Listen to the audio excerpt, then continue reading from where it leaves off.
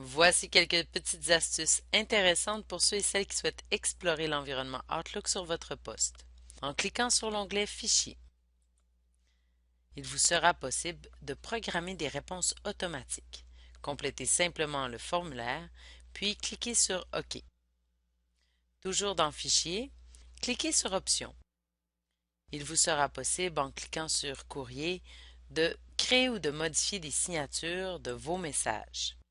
Complétez votre signature que vous souhaitez insérer dans vos courriels. Cliquez sur OK. En poursuivant dans l'onglet Thème personnel, il vous sera possible de déterminer un thème ou encore une police pour vos nouveaux courriers électroniques ou encore pour vos réponses et transferts de messages. Une fois complété, cliquez sur OK. Poursuivons avec l'onglet Accueil. L'environnement reste semblable. C'est à partir de cet emplacement que l'on écrit un nouveau courriel. Plusieurs fonctions vous permettront d'améliorer vos envois de courriel, dont la vérification des adresses. Cliquez sur Nouveau courrier, puis inscrivez le nom et le prénom de la personne à qui vous souhaitez envoyer un courriel. Cliquez sur Vérifier les noms. Outlook vous proposera des adresses associées à ce nom. Cliquez sur OK.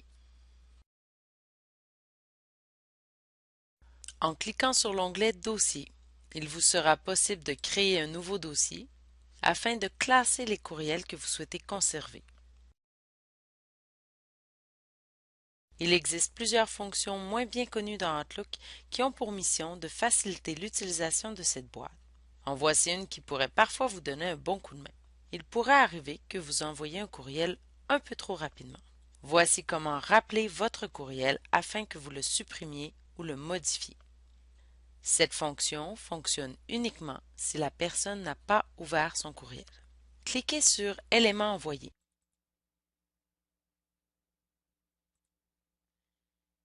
Ouvrez le message que vous avez envoyé.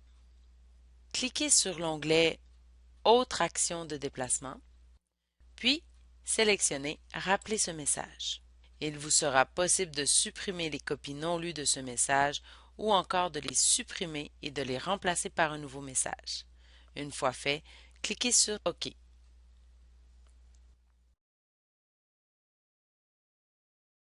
Au bas de votre environnement Outlook, vous retrouverez 4 raccourcis qui vous permettront de naviguer d'une boîte à l'autre.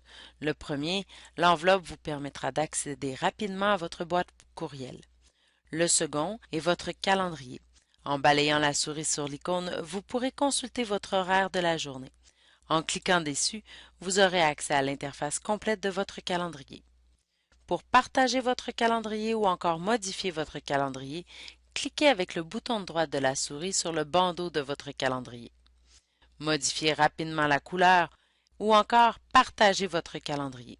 Cependant, je vous recommande fortement de déléguer certaines autorisations avant le partage de ce calendrier. En cliquant sur Autorisation du calendrier, vous pourrez choisir le mode de lecture auquel les gens avec qui vous partagez auront accès. Une fois complété, cliquez sur OK. Puis, avec le bouton de droite de la souris, cliquez sur Partager, partagez le calendrier. Inscrivez les adresses courriel des personnes avec qui vous souhaitez partager votre calendrier. En cliquant sur l'icône Contact, vous aurez accès à votre carnet d'adresses personnel. Cliquez sur le presse-papier pour accéder à vos tâches enregistrées.